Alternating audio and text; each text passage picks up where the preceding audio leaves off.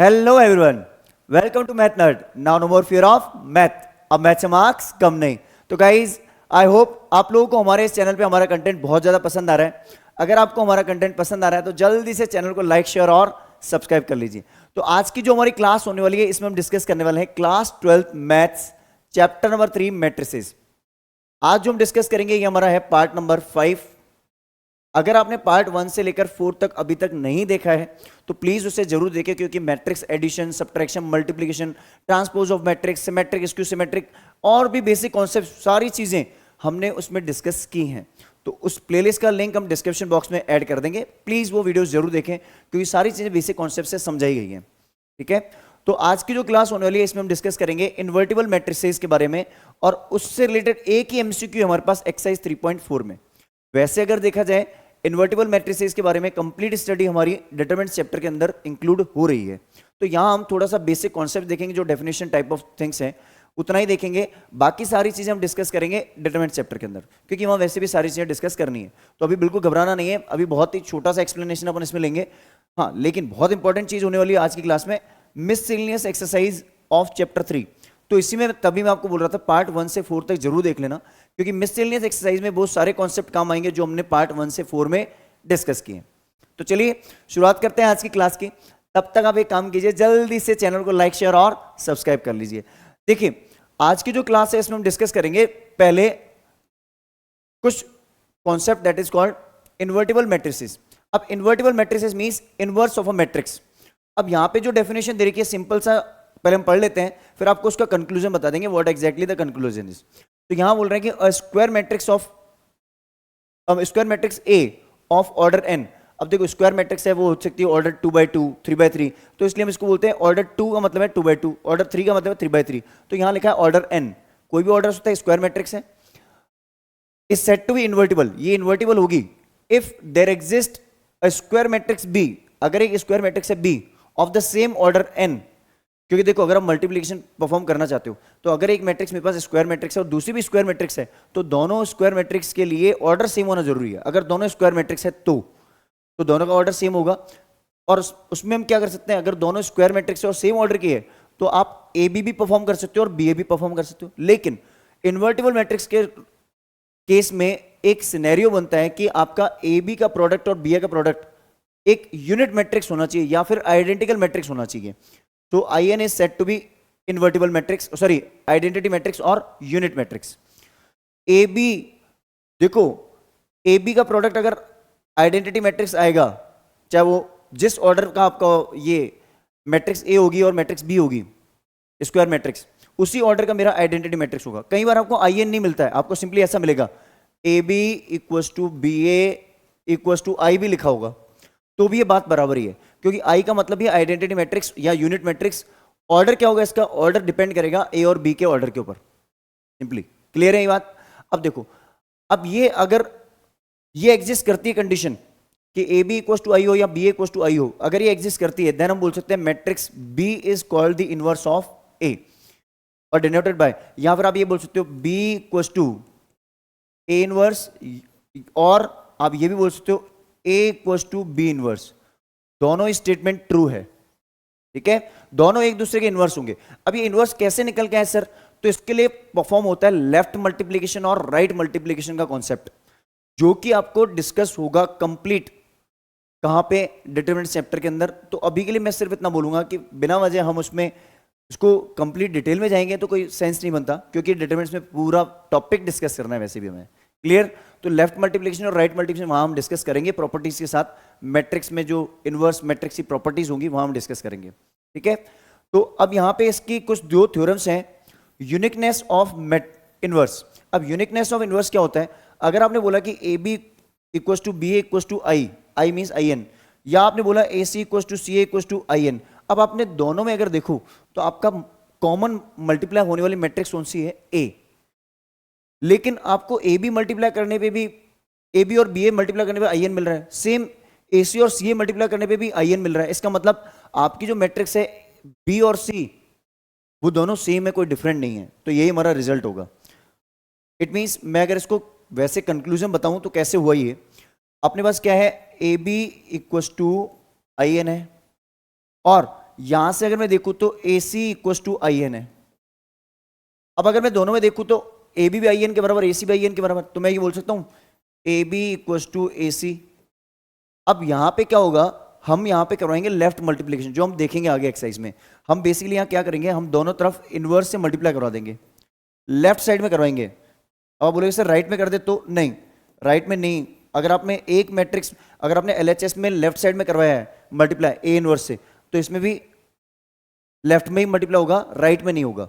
अब एक प्रॉपर्टी हम आगे पढ़ेंगे, ए इनवर्स अगर किसी मैट्रिक्स का इनवर्स खुद से मल्टीप्लाई हो जाए तो आइडेंटिटी मैट्रिक्स बन जाती है, means A into A inverse equal to I बन जाएगा। तो सिंपली हम ये बोल सकते हैं कि I into B equal to I into C. अब आपको पता होगा आइडेंटिटी मैट्रिक्स किसी के साथ मल्टीप्लाई होती है तो सेम मैट्रिक्स मिलती है, ये तो प्रॉपर्टी हमने पढ़ी भी थी। तो बी इक्वल टू सी आ जाएगा। अब ये चीजें जो है ना, ये सारी चीजें हम डिटरमिनेंट्स में वैसे ही पढ़ेंगे। तो अभी तो आपको ये देखना है कि यूनिकनेस क्या होती है। अगर A B B A equal to I N है, A B equal to B A equal to I N है, A C equal to C A equal to I N है, इट मीन्स बी और C different matrix नहीं है, they are same. Means आपने ना नाम अलग लिखा है लेकिन उनके अंदर जो एलिमेंट्स हैं वो सारे सेम होंगे। क्लियर? अब देखो, A and B are invertible matrices of the same order. देखो, ए अगर बी का इनवर्स है, बी अगर ए का इनवर्स है, A equal to B inverse, B equal to A inverse, तो उस केस में आप ये बोलोगे कि ए बी का होल इनवर्स। अब आपको पता होगा ट्रांसपोज, ये हमने उसमें पढ़ा था ट्रांसपोज के अंदर, तो रिवर्सिबल लॉ लगा था, वैसे ही यहां लगेगा। अगर आपने बोला कि A B inverse, A B का होल इनवर्स, तो आप इसको रिवर्सिबल लॉ लगाओगे, कैसे? B inverse A inverse. तो ये प्रॉपर्टी हमने वैसे ट्रांसपोज में पढ़ी थी, सेम यहां पे भी रिवर्सिबल लॉ लगेगा। क्लियर? ये सारी चीजें डिटेल में डिस्कस होंगी, घबराने की जरूरत नहीं है बिल्कुल भी। तो क्या करना है, जल्दी से इसका स्क्रीनशॉट ले लीजिए। चलिए, तो आई गेस ये सारी चीजें आपको अच्छे से क्लियर हो चुकी हैं। तो चलिए डिस्कस करते हैं एक्सरसाइज 3.4 का एक क्वेश्चन हमारे पास जो दे रखा है। ये देखो, A and B will be inverse of each other if and only if. कब होगा ऐसा? जब A B equals to B A equals to I n हो। अब मैंने आपको बोला था आई एन को अपन आई एन ना बोल के आई भी बोल सकते हैं, तो ऑप्शन क्या हो जाएगा? डी। करेक्ट है? जल्दी से इसको नोट कर लीजिए, यहां स्क्रीनशॉट ले लीजिए इसका। चलिए, तो ये सारी चीजें आप नोट करते जाना, सारे क्वेश्चंस अपनी नोटबुक हमेशा साथ में रखना। जो भी बेसिक कॉन्सेप्ट्स बीच में मैं बताता हूं उन चीजों को नोट जरूर करिएगा। अब देखिए नेक्स्ट क्वेश्चन, अगर हम देखें मिससेलेनियस एक्सरसाइज के बारे में डिस्कस करते हैं। तो first question of miscellaneous exercise जो है हमारा, उसके अंदर हम देखें तो A and B are symmetric matrix. वैसे तो ये क्वेश्चन हमने डिस्कस कर रखा है, सर कहां डिस्कस करवाया आपने? ये सेम क्वेश्चन हमने एक्सरसाइज 3.3, ध्यान रखना, एक्सरसाइज 3.3 क्वेश्चन नंबर 11 एमसीक्यू जो हमारा था, ये सेम क्वेश्चन डिस्कस किया है। बट फिर भी मैं आपको इसको बहुत ही अच्छे से इजीएस्ट तरीके से फिर से बता दूंगा, बिल्कुल घबराने की जरूरत नहीं है। जिसने वहां अच्छे से समझ लिया उनको और अच्छे से क्लियर हो जाएगा, और जिसने नहीं समझा उनको भी क्लियर हो जाएगा। सबसे पहले A and B are symmetric matrix. अब एक बात बताओ, ए और बी सिमेट्रिक है तो A dash equal to A होगा and B dash equal to भी बी होगा। सिमेट्रिक मैट्रिक्स यही तो बोलता है कि A dash equal to A and B dash equal to B, दोनों सिमेट्रिक हैं। अगर इसको सिमेट्रिक होता तो इक्वल टू माइनस ए हो जाता, इक्वल टू माइनस बी हो जाता। ठीक है? अब बात कर रहे हैं कि prove that this complete matrix, इसको हम एक मैट्रिक्स बोलेंगे क्योंकि ये मल्टीप्लाई होके सब्ट्रैक्ट होगी तो फाइनल एक रिजल्ट मिलेगा, और वो रिजल्ट क्या होगा? एक मैट्रिक्स। तो ये जो मैट्रिक्स है मेरी, इसको मैं नाम देता हूं M. Let suppose this is, let M equal to ये है A B minus B A. आपको ये प्रूव करके बताना है कि ये स्क्यू सिमेट्रिक मैट्रिक्स है। ये क्या है? एक स्क्यू सिमेट्रिक मैट्रिक्स है। अब ये स्क्यू सिमेट्रिक मैट्रिक्स कैसे होगी? आप इसको चाहते हो कि ये स्क्यू सिमेट्रिक मैट्रिक्स प्रूव हो जाए, तो आप कैसे प्रूव करोगे? सबसे पहले आप क्या करोगे, ये अगर एम है तो आप, अगर ये एम है तो अपन पहले इसका ट्रांसपोज लेके देखें। अगर एम ट्रांसपोज माइनस एम के इक्वल आ गया तो स्क्यू सिमेट्रिक है। अगर एम ट्रांसपोज एम के इक्वल आ गया तो सिमेट्रिक है। यही तो चीज करनी पड़ेगी। तो हम क्या करेंगे, हम लिखेंगे टेक एम ट्रांसपोज। एम का आपने ट्रांसपोज लिया, एम ट्रांसपोज का मतलब इंप्लाइज आपने simply A B minus B A का होल ट्रांसपोज ले लिया। अब यहां पे लगेगी सब्ट्रैक्शन वाली प्रॉपर्टी। आपको याद होगा मैंने बताया था ए माइनस बी का होल ट्रांसपोज किसके बराबर होता है? A transpose minus B transpose. ये सारी चीजें हम पढ़ चुके हैं प्रॉपर्टीज में ट्रांसपोज की, नहीं देखा हो अगर आपने ये चीज़ नहीं पढ़ी हो, नहीं देखी हो वीडियो, तो पार्ट 4 में ये डिस्कस किया गया है, उसे जरूर देखना। तो ये हमने एक प्रॉपर्टी हमारे पास है। अब क्या करेंगे, इसको अगर हम ब्रेक करेंगे तो इस हिसाब से सब्ट्रैक्शन में क्या होगा, ये सिंपली हो जाएगा A B whole transpose minus B A whole transpose. अगर ये सिंगल वैल्यू होती ए और बी तो ट्रांसपोज एज इट इज रहता, लेकिन यहां पे क्या है, दो वैल्यू मल्टीप्लाई में, मींस दो मैट्रिक्स मल्टीप्लाई में है ए एंड बी। तो सिंपली ऐसे केस में क्या होगा, ऐसे केस में अपन बोलेंगे, हमने एक प्रॉपर्टी यहां पढ़ी थी, वही थोड़ी देर पहले बताया, वही रिवर्सिबल लॉ वाली है ना। तो ए बी का whole transpose equal to B transpose A transpose, तो उस हिसाब से रिवर्सिबल लॉ लगाएंगे अपन। तो क्या बोलेंगे यहां पे, हम बोलेंगे सिंपली, इसको हम लिखेंगे B transpose A transpose minus, अब सेकंड टर्म के अंदर देखेंगे यहां पे A transpose B transpose. But मुझे एक चीज पता है, as we know given is, क्या गिवन है, एज वी नो क्या पता है मुझे और क्या गिवन है, उस चीज को देखते हैं। देखो मुझे ये चीज गिवन है, ये गिवन है। अब इस चीज को मैं फॉलो करा दूं इस एक्सप्रेशन के अंदर, जो एक्सप्रेशन अभी मेरे पास है, ये एक्सप्रेशन जो है इसमें क्या है, बी ट्रांसपोज ए ट्रांसपोज। तो बी ट्रांसपोज की वैल्यू किसके बराबर है, बी के बराबर, क्योंकि B is a symmetric matrix, तो B transpose equal to B हो गया। ऐसे ए ट्रांसपोज को मैं क्या लिख दूंगा, ए माइनस ए ट्रांसपोज की वैल्यू किसके बराबर है, ए, एंड बी ट्रांसपोज की वैल्यू किसके बराबर है, बी। अब अगर आप देखो इस रिजल्ट को देखो और ऊपर वाला रिजल्ट देखो, ये रिजल्ट देखो एक बार, इसके अंदर ए बी माइनस बी है, इसमें B A minus A B है, मीन्स अपोजिट साइन है। तो मैं एक काम कर सकता हूं क्या, यहां पे माइनस अगर कॉमन ले लूं तो ये हो जाएगा, ए बी जो नेगेटिव था वो पॉजिटिव बन जाएगा और बी ए पॉजिटिव क्या बन जाएगा, नेगेटिव बन जाएगा। अब इस पूरी वैल्यू को मैं क्या बोलता हूं, एम बोलता हूं ना, तो इसको मैं सिंपली क्या बोल सकता हूं, माइनस ऑफ एम। क्लियर है बात, इसको बोलेंगे माइनस ऑफ एम।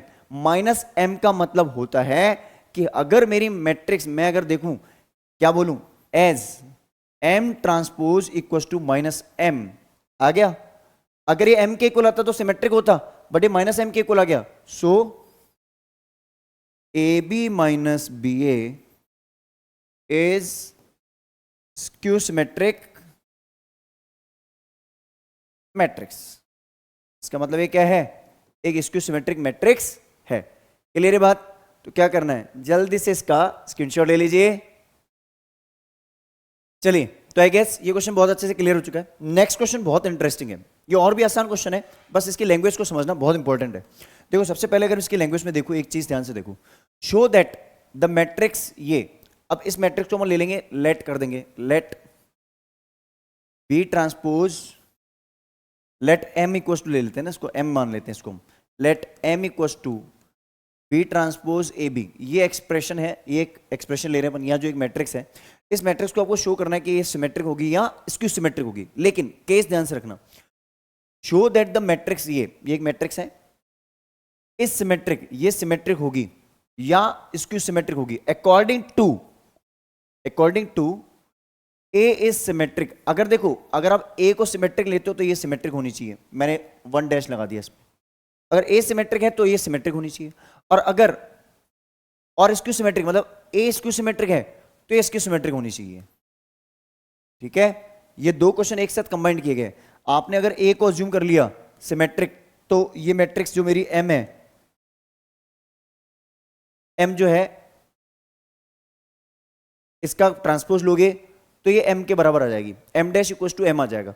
लेकिन अगर आपने ए को स्क्यू सिमेट्रिक एज्यूम कर लिया तो M dash equal to minus M आना चाहिए। तो मैं एक बार कंक्लूजन लिखता हूं, क्या एग्जैक्टली कंक्लूजन है। ठीक है, तो अपन यहां लिखते हैं, इफ या when, if A is symmetric matrix, अगर ए सिमेट्रिक मैट्रिक्स है, देन आप क्या बोलोगे, ए ट्रांसपोज इक्वल टू ए। आप इस रिजल्ट को यूज करोगे।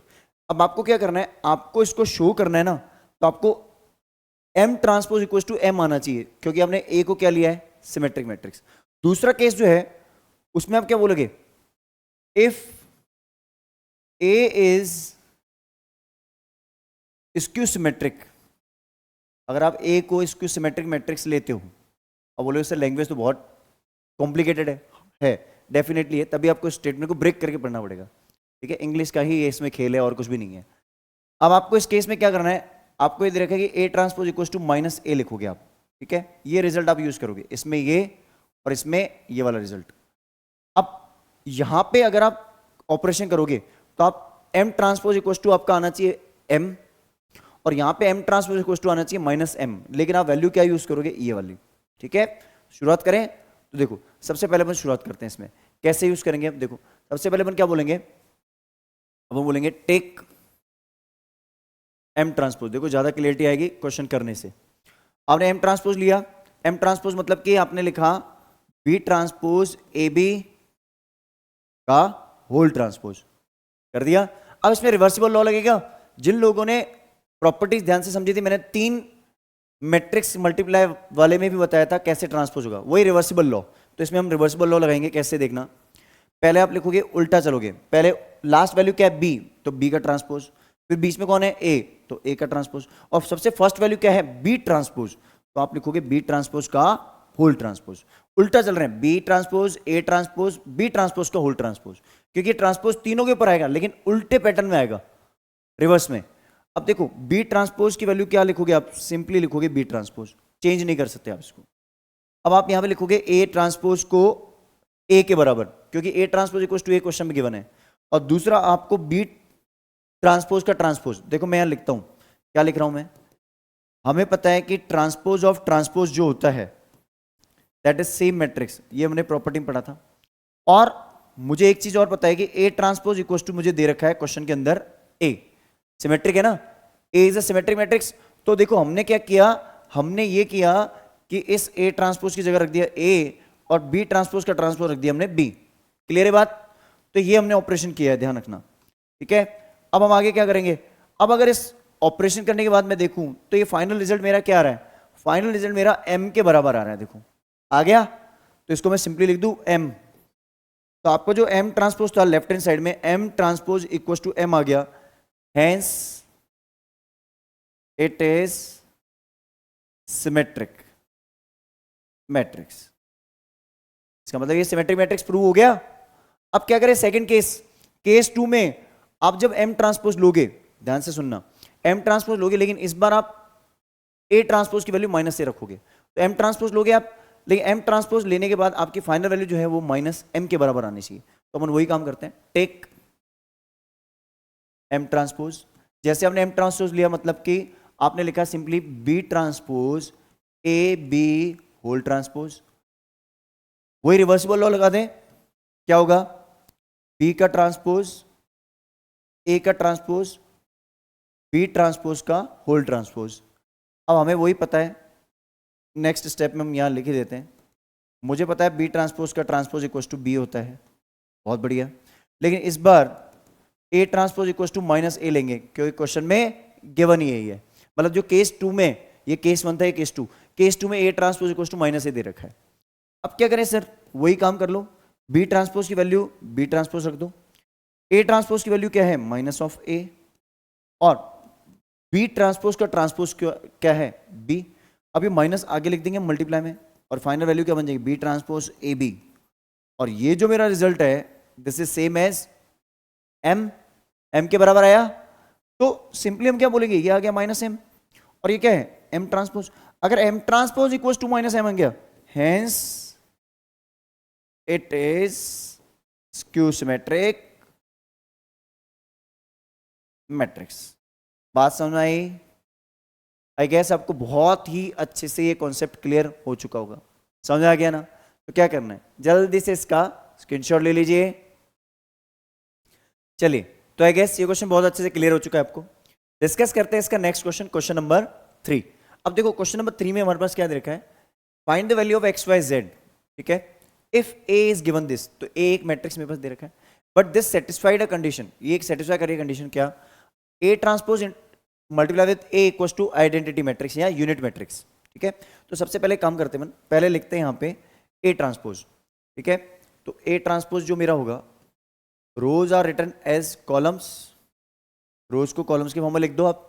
तो क्या करोगे, first row will become the first column, तो ये हो जाएगा 0 2i z, second row will become the second column, x Y minus z, and third row will become the third column. ये हो गया, third row will become the third column. ठीक है, first रो इधर आ गई, सेकंड रो इधर आ गई, third row इधर आ गई. अब क्या करना है हमें करना है ए ट्रांसपोज मल्टीप्लाई विद ए. ध्यान रखना, पहले ए ट्रांसपोज आना चाहिए, बाद में ए, और उसको लिख दोगे आइडेंटिटी मैट्रिक्स के इक्वल. तो अपन लिखेंगे A transpose as A transpose multiply with A equal to I. तो यहां मल्टीप्लाई कर दो. अब क्या करें वही लिख दो, 0 2y z x Y minus Z x minus Y Z. और ये मल्टीप्लाई किससे हो रहा है? ये मल्टीप्लाई हो रहा है हमारा सिंपली किससे? 0 2y z x Y minus Z x minus Y z equals to, अब देखो 3/3 की मैट्रिक्स 3/3 से मल्टीप्लाई होगी तो आइडेंटिटी मैट्रिक्स मिलेगी मुझे. और वो कौन सी मैट्रिक्स मिलेगी मुझे? यहाँ पे मुझे दे रखा है क्वेश्चन में आइडेंटिटी मैट्रिक्स मिल रही है फाइनली. कौन से ऑर्डर की मिलेगी? 3/3 की, क्योंकि 3/3 से मल्टीप्लाई होगा 3/3 मिलेगा. तो ये हो जाएगा 1 0 0 0 1 0 0 0 1, क्योंकि आइडेंटिटी मैट्रिक्स में अपने डायगोनल एलिमेंट 1 1 1 होंगे, बाकी सारे 0. अब क्या करें, इनका प्रोडक्ट कर लें और RHS में वो रख लें, है ना. तो राइट हैंड साइड में वो रहेगा, तो मल्टीप्लाई होगा तो first row multiply with first column. तो यहां मैं लिखता हूं मैट्रिक्स, यहां आ जाएगी मेरी मल्टीप्लाई वाली, और यहां मैं लिख दूंगा आइडेंटिटी मैट्रिक्स 1 0 0 1 0 1 0 1 0 0 0 1. ठीक है, अब देखो 0 into 0 0, x into x x square, तो आ गया x square, x into x plus का एक्स स्क्वायर और आ गया. ठीक है, चाहो तो मैं थोड़ा स्पेस और बढ़ा देता हूं, क्योंकि मुझे लगता है जहां तक इसमें स्पेस कम आएगा. ठीक है, अब देखो नेक्स्ट में देखो मैंने क्या किया, 0 को 0 से मल्टीप्लाई किया, x को x के साथ, x को x के साथ. अब next first row second column, a11 हो गया, a12 12 means first row second column. अब 0 multiply with 2y 0 2y with sorry x with y xy, और ये माइनस का xy, तो ये हो जाएगा प्लस का xy माइनस का xy. देखो किसी को डाउट हो तो प्लीज मैट्रिक्स मल्टीप्लिकेशन हमने बहुत ही अच्छे तरीके से आपको समझा रखा है, उससे आप जरूर देख लेना. उसका वीडियो पार्ट नंबर 2 में है और 3 में है, अच्छे से जरूर देखना उसको, बहुत इंपॉर्टेंट कॉन्सेप्ट है ये. Next first row with third column, 0 को 0 से, x को माइनस जेड के साथ, x को z के साथ, तो x को माइनस जेड के साथ minus x Z plus x Z, ये हो जाएगा फाइनली. ठीक है, फर्स्ट एलिमेंट फर्स्ट के साथ, सेकंड एलिमेंट सेकंड के साथ, थर्ड का थर्ड के साथ. ठीक है, ऐसे होता है, और बीच में प्लस साइन, कोई साइन नहीं आता तो प्लस आ जाता है, और अगर बाय डिफॉल्ट मल्टीप्लाई में माइनस आ रहा है तो मल्टीप्लाई माइनस लिखना है. अब second row with first column, तो 2y विथ 0 0 हो गया, एक्स वाई और ये माइनस का एक्स वाई, ये हो जाएगा एक्स वाई और ये माइनस का X Y. Y X Y same ही होता है, ध्यान रखना. अब वाई एक्स लिखो या एक्स वाई लिखो. अब second row with second column, 2y with 2y 4y square 4y square, 2y with 2y 4y square, y with y क्या हो जाएगा? प्लस का y स्क्वायर, और minus y with minus y plus का y square. ठीक है, then second row with third column, 2yz minus का yz और माइनस का yz, तो 2yz माइनस yz, तो इसको थोड़ा सा हम इधर शिफ्ट कर लेते हैं. एक काम करते हैं, थोड़ा सा स्पेस चाहिए होगा हमें, तो थोड़ा सा मिनिमाइज करके यूं शिफ्ट कर लेते हैं हम इधर. देखो अब ये क्या हो गया, 2yz माइनस का yz और माइनस का yz. सिंपली हमारे पास ये वैल्यूज आ रही है, ध्यान रखना. ठीक है, अब देखो नेक्स्ट हम देखें तो z को z के साथ किया मल्टीप्लाई, z को माइनस z के साथ किया. ठीक है, सॉरी z को 0 के साथ करेंगे, third row with first column, z को 0 के साथ 0. ठीक है, देन minus z with x, minus का zx प्लस का zx, तो 0 माइनस zx प्लस का zx. वैसे 0 मैंने अभी तक कहीं लिखा नहीं है, तो मैं इसलिए 0 नहीं लिख रहा हूं, कि 0 काम का ही नहीं है. सिंपली मैं लिखता हूं माइनस zx प्लस का zx. क्लियर. अब third row with second column क्या हो जाएगा, 2yz 2yz 2zy बोल दो, yz बोल दो, 2yz माइनस का yz और माइनस का yz, सिंपली मैट्रिक्स मल्टीप्लिकेशन है और कुछ भी नहीं है। Then third row with third column z into Z Z square minus Z into minus Z plus का जेड स्क्वायर और plus Z into Z plus का जेड स्क्वायर। तो तीन value Z square Z square Z square आ गई। अब एक चीज बहुत इंपॉर्टेंट समझना है यहाँ पे, आप देखो अगर मैं देखूँ तो ये वैल्यू कट हो जाएगी इससे, माइनस वाई जेड हो रही है, ये पूरा 2yz और माइनस का ये भी कैंसिल आउट हो जाएगा इससे, ये वैल्यू जो है हमारी ये कैंसिल आउट हो गई, ये भी कैंसिल आउट हो गई, ठीक है। उसके बाद ये भी कैंसिल आउट हो गई, ये 2yz ये माइनस का 2yz ये भी कैंसिल आउट हो गया। सिंपली आपको एक चीज पता होनी चाहिए, आपको वैसे अंडरस्टैंडेबल होनी चाहिए कि अगर मेरे राइट हैंड साइड में डायगोनल एलिमेंट को छोड़कर बाकी सब जीरो है तो आपके नॉन डायगोनल एलिमेंट यहां भी जीरो बन जाएंगे। देखो बन गए आपके, क्योंकि देखो x square 2x² non diagonal element पहला आ गया, ये बन गया आपका जीरो, ये भी बन गया आपका जीरो। सेकंड एलिमेंट की मैं बात करूं तो सेकंड एलिमेंट इसका क्या हो गया जीरो, ये क्या हो गया 6y², ये क्या हो गया जीरो, ये क्या हो गया जीरो, ये भी हो गया जीरो और ये हो गया 3z²।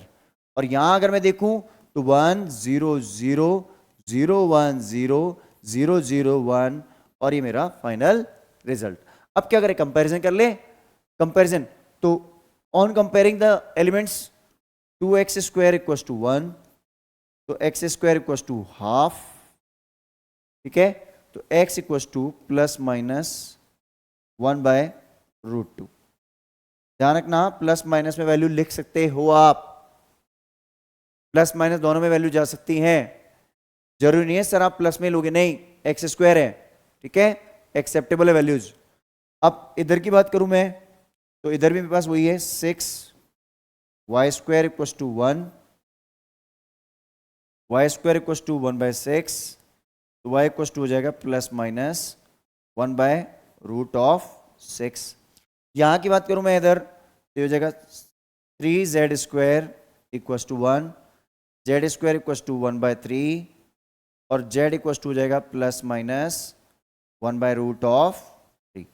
क्लियर है बात, अच्छे से समझ में आ चुकी है। तो क्या करना है, जल्दी से इसका स्क्रीनशॉट ले लीजिए। चलिए तो आई गेस ये क्वेश्चन बहुत ही अच्छे से आपको क्लियर हो चुका होगा। डिस्कस करते हैं नेक्स्ट क्वेश्चन, क्वेश्चन नंबर 4। अब क्वेश्चन 4 की अगर बात करें तो सबसे पहले अगर हम देखें तो इसमें 3 मैट्रिक्स मल्टीप्लाई हो रही है, किसी भी ऑर्डर मल्टीप्लाई कर दो, हम स्टार्टिंग के 2 मैट्रिक्स को मल्टीप्लाई करते हैं। तो मेरे पास ये मैट्रिक्स क्या है, पहले मेरे पास मैट्रिक्स दे रखी है 1 2 1 is going to be multiplied with matrix of order 3/3 और ये मैट्रिक्स क्या है 1 2 0 2 0 1 1 0 2 और इधर की जो मैट्रिक्स है मेरी लास्ट, इसको मैं एज इट इज रखता हूं अभी के लिए 0 2 x और इधर है मेरे पास 0 मीन्स नल मैट्रिक्स है, ये नल मैट्रिक्स बोल दो, है ना। अब पहले जब मैं इसको मल्टीप्लाई करूंगा तो देखो एक चीज ध्यान रखना बहुत इंपॉर्टेंट है, ये क्या है मेरे पास किस ऑर्डर की मैट्रिक्स है, ये है 1 into 3 की ऑर्डर की, ये है 3 into 3 ऑर्डर। तो जब मैं मल्टीप्लाई करूंगा तो फाइनल ऑर्डर क्या बनेगा, देखो 1 into 3 मल्टीप्लाई विद 3 into 3, ये एलिमेंट सेम होगा तभी मल्टीप्लाई परफॉर्म होगा, तो मल्टीप्लाई तो परफॉर्म हो जाएगा। फाइनल जो मैट्रिक्स मेरी बनेगी क्या होगा, हम इसका लेंगे रोज और इसके लेंगे कॉलम्स, तो फाइनल मैट्रिक्स बनेगी 1 into 3 मीन्स 1 रो 3 कॉलम्स। तो हम एक काम करते हैं, फाइनल मल्टीप्लाई होने के बाद 1 रो 3 कॉलम की एक मैट्रिक्स बना देते हैं ऐसे कुछ। सेकंड मैट्रिक्स, ये जो थर्ड वाली मैट्रिक्स है इसको मैं एज इट इज रख लेता हूं क्योंकि इसको मैंने कुछ ऑपरेशन परफॉर्म नहीं किया है, इसको एज इट इज लिख देते हैं, ये 0। अब इसमें क्या है, first row into first column, तो देखो 1 into 1 1 2 2 जा 4 1 into 1 1 first row with second column 1 into 2 2 2 into 0 0 1 into 0 0। अब 1 into 0 is 0 2 into 1 is 2 0 plus 2 1 into 2 is 2 तो प्लस 2। तो फाइनली इसकी वैल्यू को पहले हम लिख लेते हैं, तो फाइनल वैल्यू क्या बन रही है इसकी 6 2 4 और ये मल्टीप्लाई किससे हो रहा है, एक मैट्रिक्स है मेरे पास ये रही 0 2 x equals to null matrix. इसका ऑर्डर क्या है मेरे पास, इसका ऑर्डर है सर मेरे पास 1 into 3, फिर से इसका ऑर्डर क्या है इसका ऑर्डर क्या है बताओ? 3 into 1, 3 रोज 1 कॉलम, तो 3 into 1। मल्टीप्लाई परफॉर्म करना पॉसिबल है? हाँ है, क्योंकि इसकी कॉलम और इसकी रो सेम होना जरूरी है। अब फाइनल मैट्रिक्स क्या बनेगी? 1 into 1 की। पता है ना ये रूल? नहीं पता है तो प्लीज पार्ट नंबर 2 जरूर देख लेना, बहुत इंपॉर्टेंट है।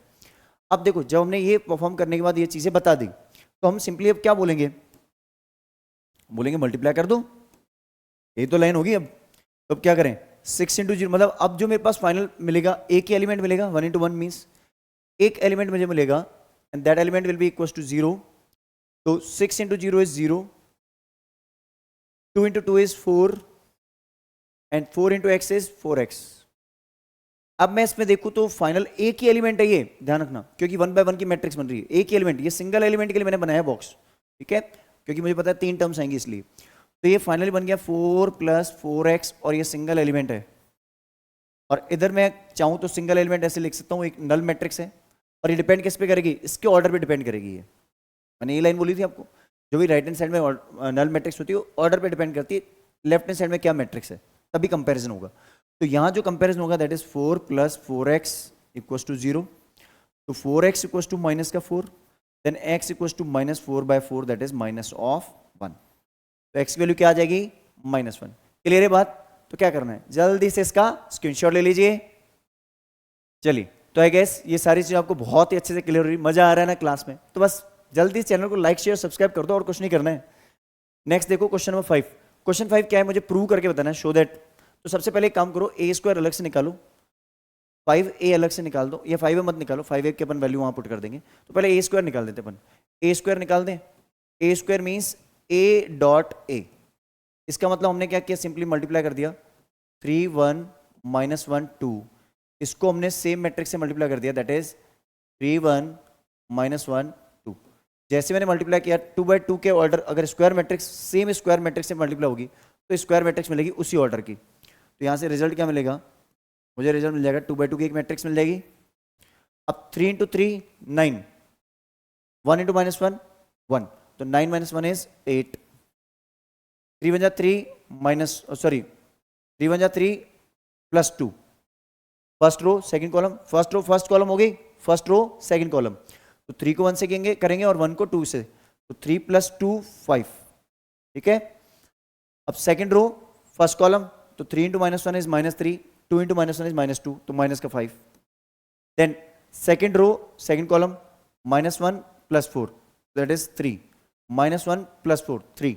अब क्या करें, इस वैल्यूज को पुट कर देते हैं अपन यहाँ पे, इस रिजल्ट में पुट कर देते हैं, पुट कर दें इसमें। तो देखो इसकी वैल्यू क्या है मेरे पास, a² की वैल्यू, तो मेरे पास ये मेरे पास वैल्यू है a² की, that is 8 5 -5 3।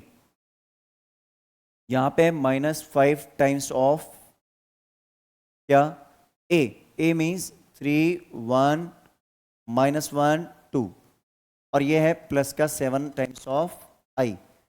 7 times of i means identical matrix में जो ये एक स्केलर मैट्रिक्स बन जाएगी एक तरह से। और कौन सी स्केलर मैट्रिक्स बनेगी ये मुझे प्रूव करके लाना है। या इसको ले चलो साथ में, LHS = RHS कर देंगे, या लेके आना ना, एक काम करते हैं LHS, टेक LHS लिख दो यहाँ पे, क्या लिख दो, टेक LHS, ठीक है, टेक LHS, RHS प्रूव करके ले आएंगे हम, ठीक है।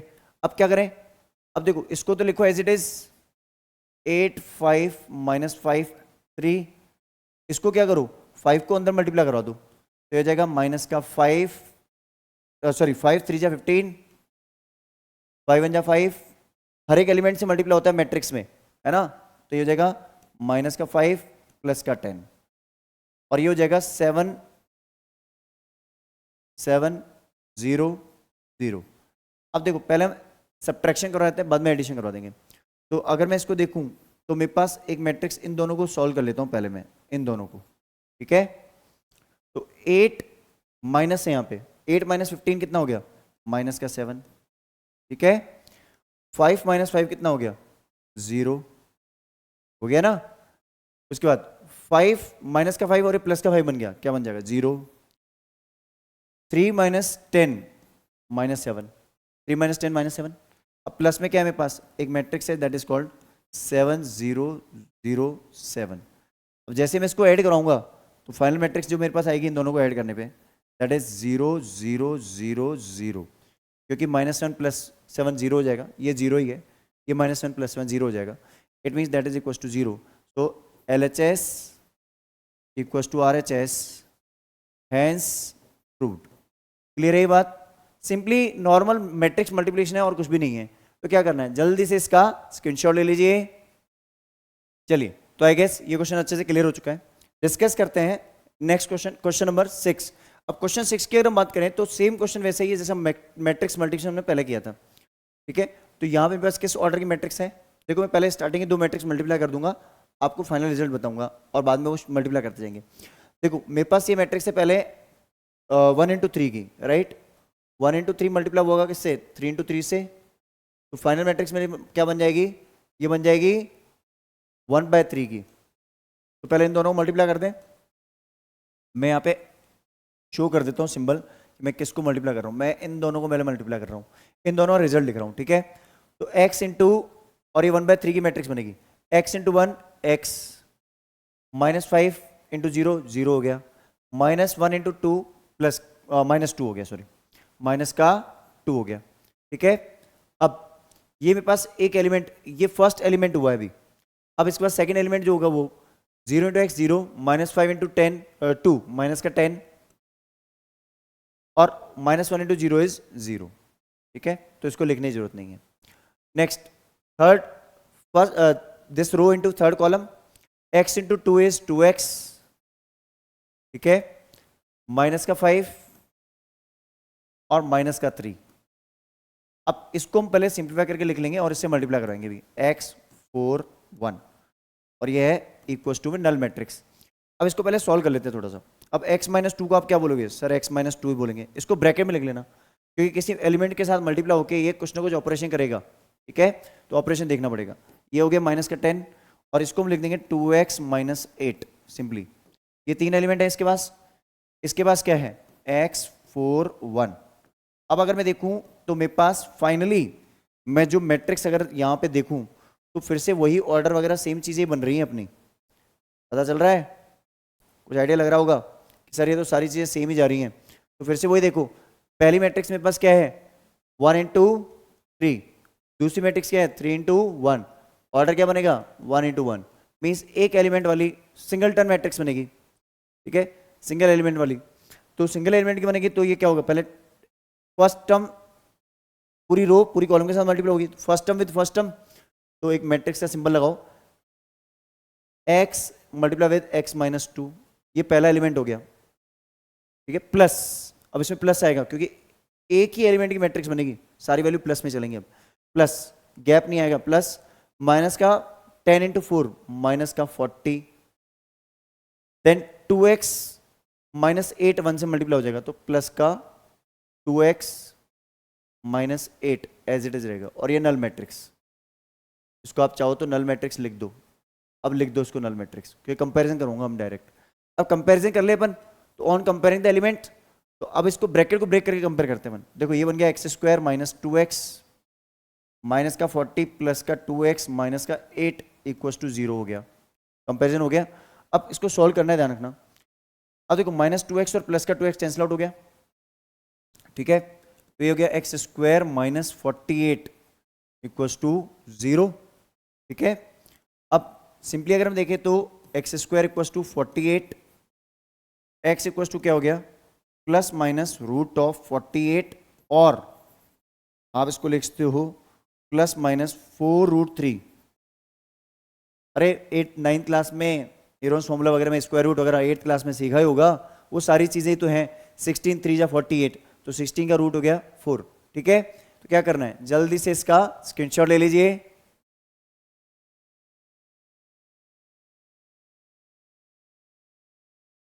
चलिए, तो आई गेस ये क्वेश्चन बहुत अच्छे से क्लियर हो चुका है आपको. डिस्कस करते हैं इसका नेक्स्ट क्वेश्चन, क्वेश्चन नंबर 7. अब देखो क्वेश्चन नंबर 7 बहुत ही आसान है, बस आपको एक चीज बहुत इंपॉर्टेंट समझनी है.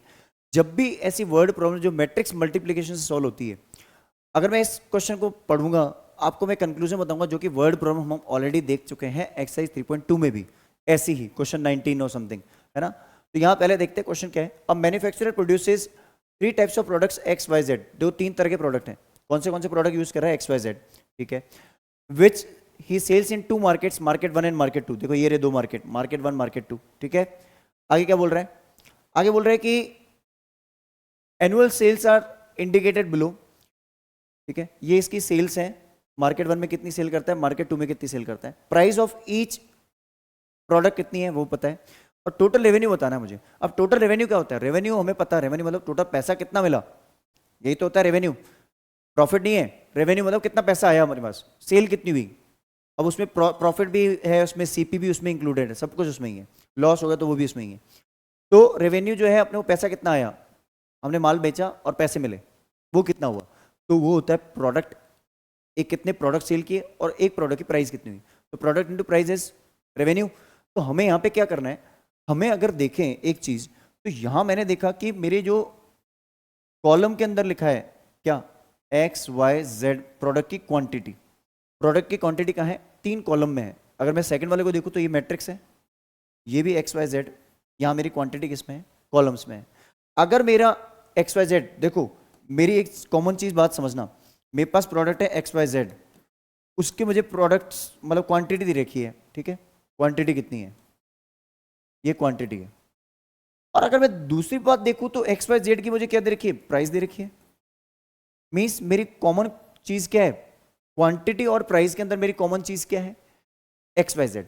इट मीन्स अगर आपने यहाँ पे क्वांटिटी आपने कॉलम में लिखी है, तो आप प्राइस के टाइम पे इसको रोज में लिखोगे। ध्यान से समझ लेना, यहां आपने इसको किस में लिखा है, क्वांटिटी, ये क्या लिखी है आपने, क्वांटिटी, ये आपकी क्वांटिटी है, कितनी प्रोडक्ट सेल की है, क्वांटिटी, क्वांटिटी। यहां आपने क्वांटिटी लिखी है किसमें, कॉलम्स में, क्वांटिटी कॉलम्स में लिखी है। तो आप नेक्स्ट टाइम जो प्राइस लिखोगे, प्राइस की मैट्रिक्स होगी वो किसमें होगी, रोज में होगी। क्लियर, तभी मैट्रिक्स मल्टीप्लिकेशन पॉसिबल है, अदरवाइज नहीं है। तो चलो मैट्रिक्स, पहले इसकी मैट्रिक्स बनाते हैं फिर मल्टीप्लाई करवाएंगे। तो फर्स्ट पार्ट में अगर हम देखें तो फर्स्ट पार्ट में क्या है, मैट्रिक्स ऑफ प्राइस, प्राइस की जो मैट्रिक्स है मेरी वो क्या है, मेरी वो मेरी बनेगी एक्स वाई जेड की। तो यहाँ मैंने लिख दिया एक्स वाई जेड, और यहाँ लिखता हूँ मैं प्राइस, ये मेरी प्राइस है, प्राइस है 2.5 रुपीज़, 1.5 रुपीज़ एंड 1। ये मुझे प्राइस दे रखी है, किसकी किसकी प्राइस है, एक्स वाई जेड। देखो तीनों क्वांटिटी को मैंने किस में लिखा है, एक्स वाई जेड को मैंने भी किस में लिखा है, कॉलम में, ठीक है। Price is mentioned in columns.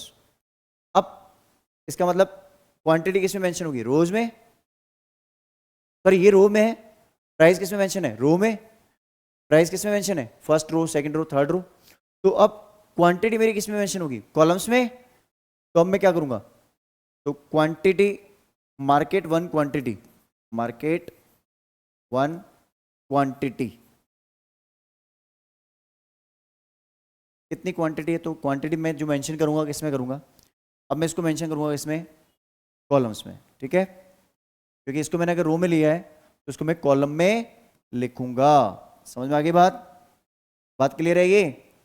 अब लिख दूं मैं कितनी कितनी क्वांटिटी है, देखो मार्केट 1 की जो क्वांटिटी है that is 10,000, market 1 quantity matrix ऐसे लिख दो 10,000, फिर कितनी है 2,000, और फिर कितनी है 18,000। अब ऐसे ही मैं लिखूंगा मार्केट सेकंड क्वांटिटी मैट्रिक्स, ये मेरे पास कितनी है, ये है मेरे पास, इसको अगर मैं देखूं तो मेरे पास कितनी है 6,000, then 20,000 and then last value is 8,000, ठीक है। ये मेरे पास सारी वैल्यूज वगैरह सब कुछ आ चुकी है। अब मुझे क्या करना है, सबसे पहले अब मुझे निकालनी है रेवेन्यू ऑफ मार्केट 1। तो रेवेन्यू ऑफ मार्केट 1 जो होगा, रेवेन्यू बाय मार्केट 1, तो मार्केट 1 का जो रेवेन्यू है, ठीक है, क्या होगा, quantity into price, total quantity into price. तो क्वांटिटी मेरी क्या है, क्वांटिटी की मैट्रिक्स पहले लिख दूंगा मैं, ये मेरी क्वांटिटी मैट्रिक्स, मैं थोड़ा नीचे इसलिए लिख रहा हूँ क्योंकि उधर स्पेस नहीं आएगा नहीं तो अपने पास, तो मैं क्वांटिटी यहाँ लिख देता हूँ। क्वांटिटी मेरी फर्स्ट की कितनी है 10,000, ठीक है, फिर है 2,000, और फिर मेरे पास है 18,000। और इसको क्लोज करके हमारी प्राइस प्राइस कितनी है मेरी 2.5, 1.5 एंड 1। अब आपको पता है ये मेरी जो मैट्रिक्स है फर्स्ट वाली, ये है मेरी किस ऑर्डर की 1 into 3। सेकेंड मैट्रिक्स किसकी है 3 into 1। तो फाइनल मैट्रिक्स मेरी क्या बनेगी 1 into 1। पता होगा आपको ये बात। तो 1 into 1 मतलब एक एलिमेंट आएगा और वही मेरी टोटल रेवेन्यू हो जाएगा। तो टोटल रेवेन्यू जब आएगा तो कैसे आएगा आप देखो, एक मैट्रिक्स बनाओ सिंगल 10,000 into 2.5। तो देखो पॉइंट, इसका पॉइंट हटाने के लिए इसका जीरो हटा दूं तो ये बन जाएगा सिंपली 25,000। ठीक है, प्लस 1.5 into 2,000 की जगह कर दो इसको 15 into 200 कर दो एक तरह से। 15 2 जा 30 और double zero. 18,000 into 1 that is 18,000। अब देखो 3 जीरो तो एज इट इज मेरे 3 जीरो रहेंगे। ठीक है, 8 + 3 11, 11 + 5 16, कैरी 1, 1 + 2 3, 3 + 1 4, 46,000। मतलब कि आप सिंपली लिख दोगे 46,000 रुपीज। अब ऐसे ही आप रेवेन्यू किसका निकालोगे मार्केट 2 का। रेवेन्यू जनरेटेड बाय मार्केट 2 लिखोगे आप, है ना। क्या लिखोगे रेवेन्यू जनरेटेड बाय मार्केट 2। तो आप लिखो, अब आप बोलोगे रेवेन्यू बाय मार्केट 2, मार्केट 2। अब मार्केट 2 का जो रेवेन्यू है वो क्या होगा मार्केट 2 की क्वांटिटी इनटू प्राइस। तो मार्केट 2 की जो क्वांटिटी है वो कितनी है 6,000 इंटू 20, सॉरी सेकंड क्वांटिटी 20,000 और थर्ड क्वांटिटी इज 8,000। और इसको मल्टीप्लाई वही मैट्रिक्स से वही 2.5, 1.5 एंड 1। अब मेरे पास जैसे ही इसको मल्टीप्लाई करूंगा 6,000 इंटू 2.5, तो देखो 6 इंटू 25 कितना होता है 150। और 3 जीरो की जगह मैं लगाऊंगा 2 जीरो क्योंकि मैंने पॉइंट हटा दिया उसका। ठीक है, प्लस 20,000 ना बोल के मैं 2,000 इंटू 15 बोल दूँ। 15 2 जा 30 और 3 जीरो लगा दूंगा मैं इसमें, प्लस 8,000। अगर मैं सिंपली इसको ऐड करूं तो आप देखो 30 + 10 ये हो गया 45,000 प्लस 8 53,000। तो 53,000 मेरी अमाउंट आ गया, means 53,000 rupees is my final value. Clear है बात। ये अपना रेवेन्यू ध्यान रखना, आगे क्वेश्चन में अपने को काम आएगा पार्ट बी के अंदर। तो क्या करना है जल्दी से इसको नोट कर लीजिए।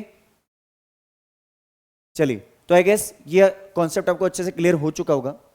डिस्कस करते हैं इसका next part, that is part B. Same question है, क्वांटिटी वगैरह सब सेम है, बट अब ये बोल रहे हैं कि अगर आपकी कॉस्ट प्राइस ये है 2 रुपीज 1 रुपीज एंड 50 पैसा, मतलब कि 0.5 रुपीज। ठीक है, तो मैट्रिक्स ऑफ कॉस्ट प्राइस लिख दूं यहां पे पार्ट बी में, मैट्रिक्स ऑफ सीपी। सीपी की जो मैट्रिक्स है मेरी, वो मेरी क्या बन रही है अब, क्योंकि देखो इधर तो मैंने इसको कॉलम में रखा है, फिर से इसको मैंने फिर से कॉलम में रखा है और इसको मैं लिखूंगा नहीं, पहले मैं लिख चुका हूं ऑलरेडी ऊपर क्वेश्चन में। ये क्वांटिटी मार्केट 1 और मार्केट 2 की मेरे पास ऑलरेडी थी। अब इसको मैं क्या लिखूंगा 2 rupees 1 rupee and 0.5 means half 0.5। ठीक है, अब यहां पे क्वेश्चन क्या बोल रहा है कि आपको निकालना है find the gross profit. Profit क्या होता है, profit is nothing but the sale minus CP. तो कॉस्ट प्राइस पहले निकाल दें, कॉस्ट प्राइस ऑफ मार्केट 1 है ना। तो cost price of market 1 products, market 1 में जो प्रोडक्ट सेल हुए, प्रोडक्ट सोल्ड,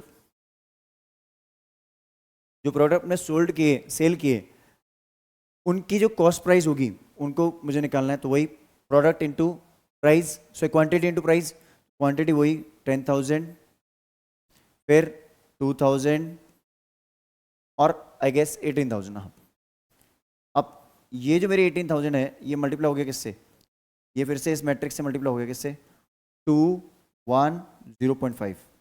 अब इसको जैसे मल्टीप्लाई करोगे आप क्या वैल्यू आएगी, देखो 10,000 इंटू 2 20,000, ठीक है, प्लस 2,000 प्लस 18,000 इंटू 0.5 मीन्स 9,000 हो गया एक तरह से 9,000। अब ये अगर मैं वैल्यू देखूं तो 20 प्लस 10 31,000 हो गया, 31,000 रुपीज एक तरह से, है ना। तो ये सीपी हो गया। तो ग्रॉस प्रॉफिट बाय मार्केट 1 क्या होगा, gross profit by market one क्या होगा? देखो अपने मार्केट वन से सेल्स प्राइस कितनी आई थी? कितनी आई थी? 46,000। ये मार्केट वन की सेल प्राइस थी, रेवेन्यू था, सॉरी रेवेन्यू ना, रेवेन्यू मतलब 46,000 माइनस 31,000, तो 46,000 माइनस 31,000 कर दें तो कितना हो गया? 15,000 रुपीज। ये अपना ग्रॉस प्रॉफिट हो गया किसका? Bye market one. अब ऐसे मार्केट टू का भी कैलकुलेट कर लें अपन। मार्केट टू के लिए भी यही काम करेंगे, सेम अप्रोच फॉलो होगी, कुछ भी डिफरेंट नहीं होगा, ठीक है। तो अपन क्या बोलेंगे? फिर से वही बात, अपन फिर से वही बोलेंगे, क्या बोले? CP of market second product sold. तो आपके प्रोडक्ट सेल हुए हैं, यस, है ना, उससे आपका जो प्रॉफिट आया है, ठीक है, सीपी आया, जो सीपी जो है वो क्या आएगा? तो देखो प्रोडक्ट अपनी कितनी क्वांटिटी है वो लिखो पहले, 6,000, 20,000 और यहाँ आपने लिख दिया 8,000। इसको किससे मल्टीप्लाई कर रहे हो आप एक मैट्रिक्स ले रहे हो, दैट इज 2 1 2 1 एंड 0.5। जैसे आपने इसको मल्टीप्लाई किया तो 6 into 2 12,000 rupees plus 20,000 into 1 20,000 rupees plus 4,000 हो जाएगा, 8,000 का हाफ, ठीक है। अब देखो 20 प्लस 10 30,000, तो ये हो गया 30,000 और 4 प्लस 2 6,000, तो 36,000 हो गया आई गेस, ठीक है। वैसे भी आप देख लो 3 जीरोस ले लो कॉमन, फिर 4 प्लस 2 6, 2 प्लस 1 3, तो 36,000 हो गया अपना क्या, इसको हम बोलेंगे CP of market two. Market two का सीपी हो गया। तो gross profit by market second क्या होगा अपना? कितना था? 53,000 था रेवेन्यू, तो 53,000 माइनस में क्या कर दोगे? 36,000, बस कर दो इसको, क्या दिक्कत है? तो 000 तो लिख दो आप एज इट इज। अब 13 माइनस 6 7 और 1 17,000 रुपीज। ओके, क्लियर है? ये समझ में आ गया अच्छे से? क्या करना है, जल्दी से इसका स्क्रीनशॉट ले लीजिए। चलिए, तो आई गेस ये क्वेश्चन बहुत ही अच्छे से आपको क्लियर हो चुका है। डिस्कस करते हैं इसका नेक्स्ट क्वेश्चन, जो कि बहुत ही इंटरेस्टिंग क्वेश्चन है। ये जो क्वेश्चन है, क्वेश्चन नंबर 8, बहुत इंटरेस्टिंग इसलिए हो जाता है क्योंकि यहाँ पे मैट्रिक्स एक्स का ऑर्डर निकालते टाइम लोग कंफ्यूज हो जाते हैं और उनको यही नहीं निकलना आता। तो सबसे पहले अपन क्या काम करते हैं, देखो बहुत डिटेल में अच्छे से समझा दूंगा आपको। इसका ऑर्डर मुझे पता है क्या है, 2/3। इसका ऑर्डर क्या है? 2/3। और बोलोगे सर मैट्रिक्स एक्स का ऑर्डर 2/3 ले लो, ऐसा नहीं हो सकता। आपको मैट्रिक्स एक्स का ऑर्डर निकालना है तो आप क्या बोलोगे? For order of matrix x. अगर आप मैट्रिक्स एक्स के ऑर्डर की बात करोगे तो इसका ऑर्डर क्या होगा? अब आप बोलोगे सर 2/3 ले लो, नहीं ऐसा नहीं हो सकता। आपको इसके ऑर्डर को देखो समझना है कैसे। आपका जो एक्स का ऑर्डर है आप मान के चलो क्या है, m इंटू एन, नहीं है मतलब अननोन है, m इंटू एन है, ठीक है। अब दूसरी मैट्रिक्स जो आपको मल्टीप्लाई हो रही है इससे, वो क्या है? 2 इंटू 3, और इक्वल टू में जो आपकी ऑर्डर मिल रहा है वो क्या मिल रहा है? 2 इंटू 3। अब एक बात बताओ, आपने एक चीज सीखी थी, मैंने आपको सिखाया था एक्सरसाइज 2 के अंदर, अगर आपने नहीं देखी है तो उसको जरूर देख लेना क्योंकि बहुत बेसिक कॉन्सेप्ट है। इसमें हमारा जो फर्स्ट मैट्रिक्स का रोज, सॉरी कॉलम्स, और सेकंड मैट्रिक्स का रोज सेम होता है। तो here n is equal to 2 हो गया। n की वैल्यू कितनी होगी? 2। ये तो बात समझ में आ गई। अब जब आप इसको मल्टीप्लाई करोगे तो नया ऑर्डर जो मैट्रिक्स का बनेगा that is m into 3 equal to 2 into 3 बनेगा। तो m की वैल्यू क्या निकल के आएगी? m इक्वल टू क्या बनेगा? m की वैल्यू बन जाएगी 2। बात समझ आ गई? क्लियर है ये बात? समझ में आया ना कॉन्सेप्ट? तो इसका मतलब जो आप मैट्रिक्स लिखोगे यहाँ पे, वो मैट्रिक्स आप किस ऑर्डर के लिखोगे, क्या लिखोगे, ये आपको समझ में आ चुका होगा। तो ये बहुत ही इंपॉर्टेंट कॉन्सेप्ट है जिसको आपको समझ के लिखना पड़ेगा। ये एग्जामिनर को शो करोगे, इसके मार्क्स मिलेंगे, ठीक है। ये हमारा मेन कॉन्सेप्ट हो गया। अब बात आती है सर एक्स मैट्रिक्स को क्या अज्यूम करें, तो आप यहाँ लिख दो लेट। अब आपने ये चीजें लिख दी ना, आप मैट्रिक्स एक्स को अज्यूम कर लो, तो आप क्या लिखोगे, let matrix X equals to 2/2 की मैट्रिक्स बन रही है, ए बी सी डी, ठीक है, आपने इसको अज्यूम कर लिया ए बी सी डी। अब देखो, अब यहां पे बहुत इंपॉर्टेंट कॉन्सेप्ट चलेगा फिर से। कैसे? आप क्या करोगे, अब आप एक काम करोगे इसमें, एक सेकेंड, अब आप एक काम करोगे, क्या काम करना है आपको, अब आप इसको मल्टीप्लाई करोगे। कैसे?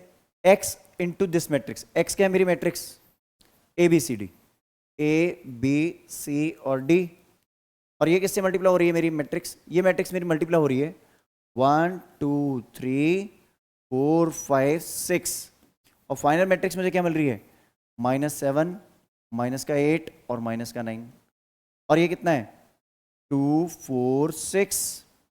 जैसे मैं इसको मल्टीप्लाई करूंगा, देखो इसको मल्टीप्लाई करते मेरी जो मैट्रिक्स का ऑर्डर बनेगा 2/3 की आएगी वापस मैट्रिक्स, तो यहाँ 2/3 की मैट्रिक्स बना दो, और इक्वल्स टू मेरी ये 2/3 मैट्रिक्स यही रहेगी, -7 -8 माइनस का 9 2 4 6, ठीक है। अब a इंटू 1 कितना हो गया a, b इंटू 4 कितना हो गया 4b, ठीक है। इधर गैप थोड़ा सा ज़्यादा चाहिए होगा मुझे, स्पेस को इधर शिफ्ट कर लेता हूँ। अब नेक्स्ट अगर मैं देखूँ इसमें तो 2 इंटू ए, फर्स्ट रो फर्स्ट कॉलम हो गई, फर्स्ट रो सेकंड कॉलम, तो 2a प्लस 5b हो जाएगा, ठीक है। देन 3a प्लस 6b हो जाएगा, देन c प्लस 4d हो जाएगा, देन 2c प्लस 5d हो जाएगा, 3c प्लस 6d हो जाएगा, ठीक है। ये सारा अपना रिजल्ट परफॉर्म हो गया। अब क्या करेंगे, करस्पॉन्डिंग एलिमेंट्स को कंपेयर कर लें। देखो एलिमेंट वो कंपेयर करो जो इजीली थोड़ा सॉल्व भी हो, जैसे यहां मैं कंपेयर करता हूं हियर,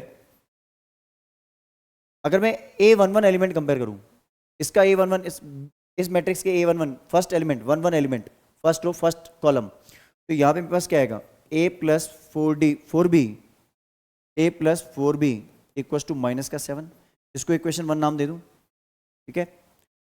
एंड दूसरी मैट्रिक्स में जो चूज करूंगा वो ऐसी चूज करूंगा जिसमें a बन जाए। अब दूसरी मैट्रिक्स 2a है तो मल्टीप्लाई करना पड़ेगा, दिक्कत होगी।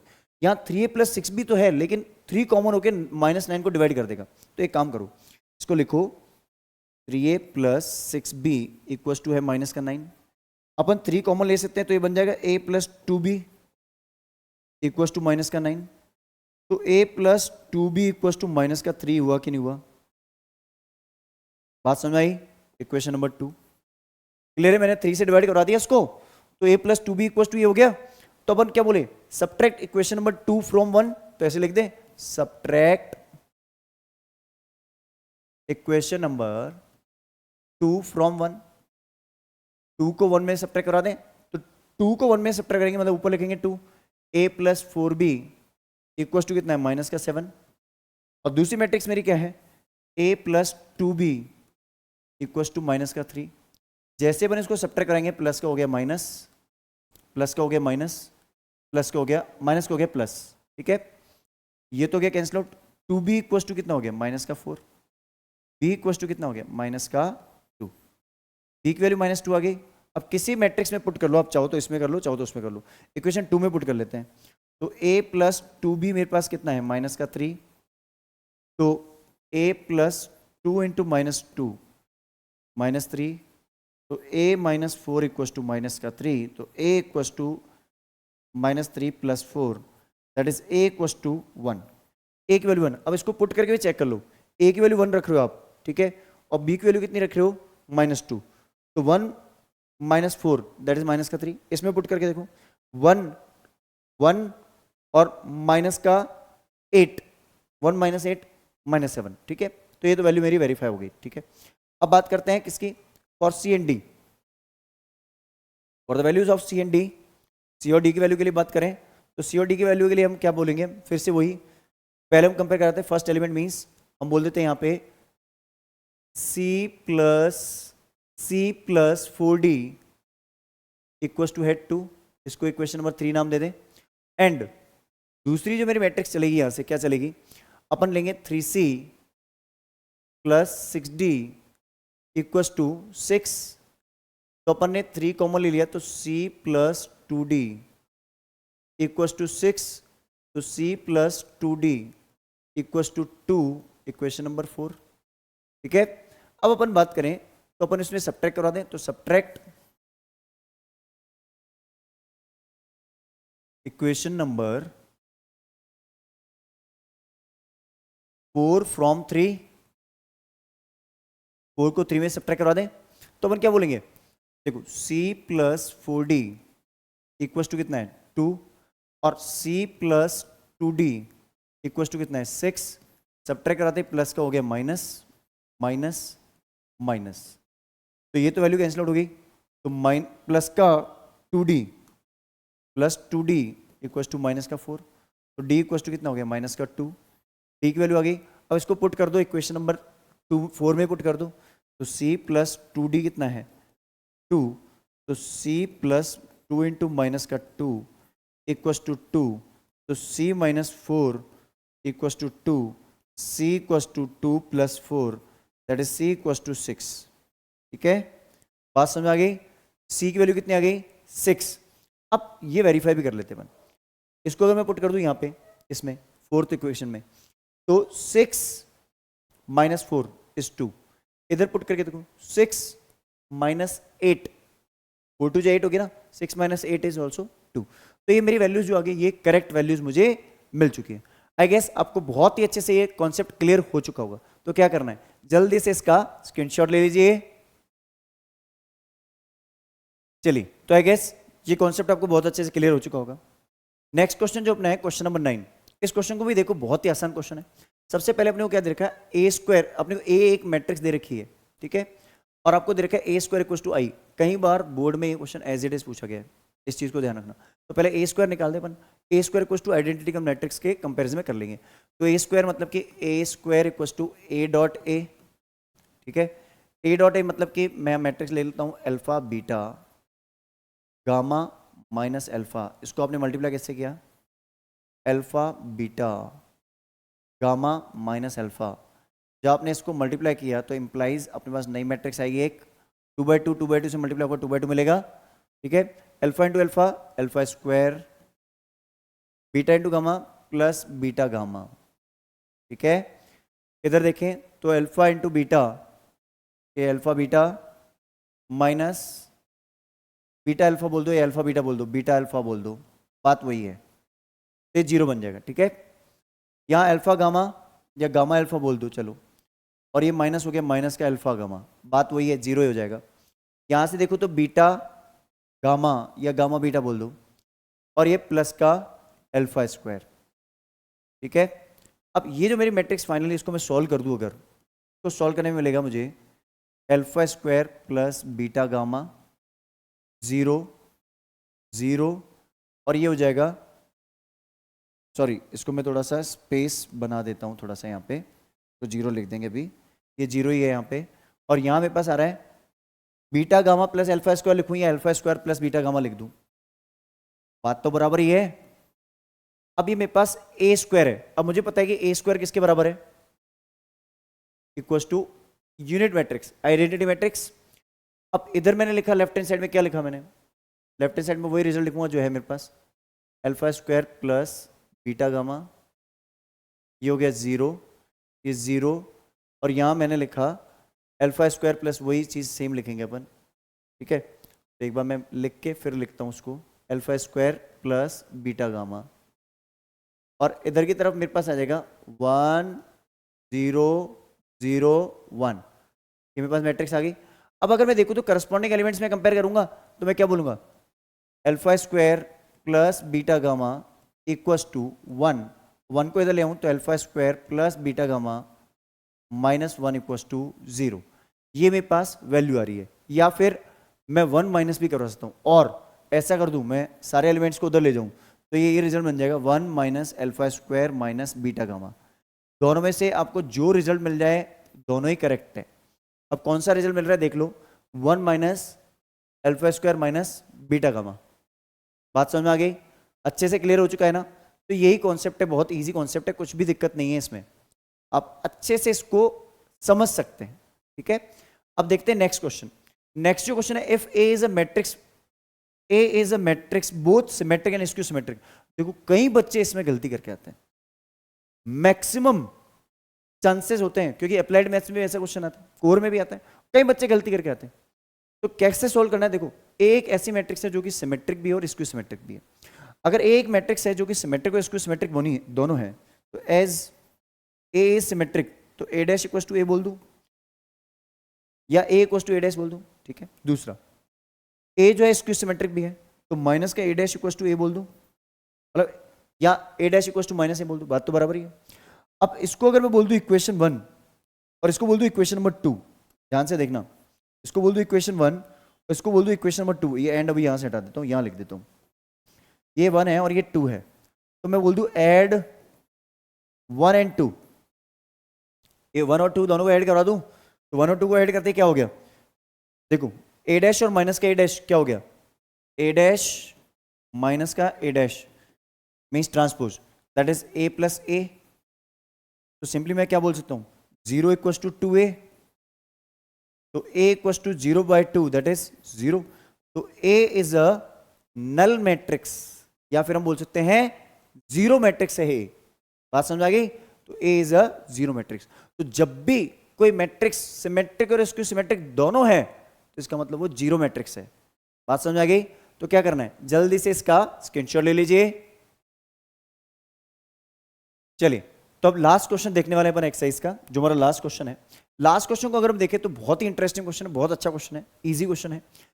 अब इस क्वेश्चन को डील कैसे करना है, देखो अगर कभी, ध्यान से सुन लेना, अगर कभी मेरे पास कभी कोई ऐसा क्वेश्चन आ जाए जिसमें a प्लस बी का होल क्यूब है या a plus B whole square है, अगर मेरे पास ऐसा हो a plus B whole square, तो आप इसको ब्रेक कभी भी ऐसे नहीं करोगे, इसको आप ऐसे ब्रेक करोगे, a plus B multiply with a plus B, क्योंकि A B is not equal to B A, ऐसा होता है।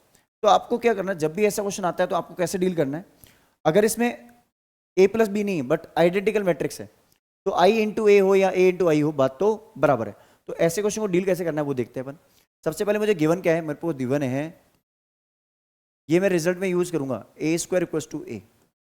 एक चीज और ध्यान रखना, हमें कोई मैट्रिक्स आइडेंटिकल से मल्टीप्लाई हो जाए या a इंटू आइडेंटिकल हो जाए, तो ये हमेशा a रहेगा। मतलब आइडेंटिकल मैट्रिक्स से कोई मैट्रिक्स मल्टीप्लाई होती है, सेम मैट्रिक्स मिलती है, ये भी ध्यान रखना, ये मुझे पता है, ठीक है। अब अपन इस एक्सप्रेशन को लेते हैं, i प्लस ए का होल क्यूब माइनस 7a, ठीक है। अगर मैं इसको सॉल्व करूं तो मुझे क्या मिलेगा, होल क्यूब है यहाँ पे, a plus B whole cube क्या होता है, a cube plus B cube, ठीक है, plus A cube plus B cube plus 3a square B plus 3ab square, ये मुझे पता है आइडेंटिटी, ठीक है। अब मुझे पता है कि आई क्यूब, आइडेंटिकल मैट्रिक्स का क्यूब करो, पावर 5 लो, पावर 10 ले लो, आई मिलेगा। अब आई ए क्यूब को अपन क्या लिखते हैं, ए स्क्वायर इंटू ए, ऐसा लिख सकते हैं, प्लस ये 3 इंटू ए स्क्वायर की वैल्यू क्या होती है, ए, ये आई, ये देखो इसकी मैंने वैल्यू को रिप्लेस करवाया है, इसको ए स्क्वायर इक्वल टू ए लिखा है, प्लस 3 इंटू ए इंटू आई लिख दिया, माइनस 7a लिख दिया। अब एक बात बताओ, मैंने आपको अभी बताया था कि ए स्क्वायर की वैल्यू मुझे दे रखी है क्वेश्चन के अंदर, ये वाली जहां मैं डबल डैश लगा रहा हूँ, ए स्क्वायर इक्वल टू ए दे रखा है, उसको मैं यूज करूंगा, तो ये तो हो गया आई माइनस, सॉरी प्लस, ये फिर से बन गया ए इंटू ए, प्लस ये वैल्यू मेरे पास पता होगी आपको, मैंने बोला था ए इंटू आई की वैल्यू क्या आएगी, ए, तो 3a हो गया, ए इंटू आई की वैल्यू क्या आएगी, ए, तो 3 इंटू ए हो गया, माइनस 7a। अब अगर मैं देखूं इसको, a इंटू ए क्या हो गया, ए स्क्वायर, तो इसको मैं लिख दूं एक तरह से ऐसे, नेक्स्ट स्टेप में मैं ऐसे लिख दूं, इसको मैं लिखता हूं I plus A square plus 3a plus 3a minus 7a। अब देखो ए स्क्वायर की वैल्यू क्या है, a है, तो आई प्लस ए प्लस का 3a प्लस का 3a और माइनस का 7a। अब इन सबको ऐड वगैरह कर लेते हैं, तो आई तो आई रहेगा, एडिशन की कोई प्रॉपर्टी नहीं है आइडेंटिकल मैट्रिक्स के लिए कि आई प्लस ए इक्वल टू ए लिख दें, वो नहीं है, मल्टीप्लाई के लिए है वो, ठीक है। ए प्लस थ्री ए कितना हो गया 7a, 7a माइनस कितना हो गया 7a, और 7a minus 7a cancel out हो गया तो क्या बचा i, तो it means final result is going to be i। बात समझ आ गई अच्छे से, क्लियर है ये कॉन्सेप्ट? तो क्या करना है, जल्दी से इसको नोट कर लीजिए, स्क्रीनशॉट ले लीजिए इसका। चलिए, तो आई गेस ये सारे क्वेश्चन बहुत अच्छे से क्लियर हो चुके हैं आपको। अच्छा एक चीज ध्यान रखना, अगर यहाँ पे a प्लस बी होता और उसका कोई रिलेशन होता है जैसे B square equal to B, A square equal to A, तो वो कॉन्सेप्ट आइडेंटिटी ब्रेक करके मत करना, क्लियर है? उसके मैं क्वेश्चंस कुछ एक्स्ट्रा में डाल दूंगा, ठीक है ना, वो आप जरूर देखना। तो क्या करना है, आपको ये चीजें अगर समझ में आ रही हैं, आपको हमारा कंटेंट पसंद आ रहा है, तो बस एक ही काम है करना है आपको, हमारी आपसे हमेशा एक ही रिक्वेस्ट होती है कि मैथ नर्ड इस चैनल को ज़्यादा से ज़्यादा लोगों के साथ शेयर कर लीजिए, ताकि हमें और मोटिवेशन हमारा इंक्रीज हो और हम आपके लिए और भी ऐसे इंटरेस्टिंग वीडियोज़ लेके आए। तो चलिए मिलते हैं किसी और वीडियो के साथ, till the time have a great day.